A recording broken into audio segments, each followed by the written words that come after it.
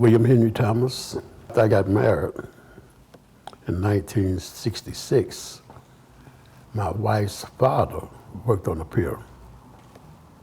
His name was Harold Oliver, but I was a little reluctant about coming on the dock. Before then, I was employed by the bank. And he told me, if you want to make some money, come on the dock. And I went on the dock the first day. I made as much money in one day on the dock as I made a whole week at the bank. And that was when I became a longshoreman. 1970. But I became a union member in 1973. To be honest with you, I didn't like to get dirty. I didn't like manual labor. But due to family circumstances and the money, of course, there's nothing better going for a young black man. And that was the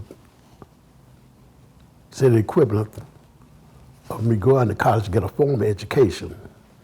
Because during that time, most black men that had a formal education still wasn't making that kind of money. I went out on disability in 1998.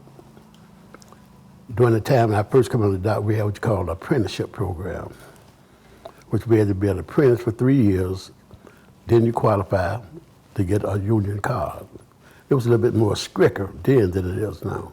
Well, that's not being certified as a trade union at that particular time, but it was a unrecognized certification that you had to get all your formal education, every position on the dock. Whereas every member we had to work in the hold of the ship. If you didn't work in the hold of the ship, you was working in a warehouse. From that point, you learn how to stack freight, how to drive forklifts. It's just like coming through school, elementary school, junior high school, senior high school. There's different levels.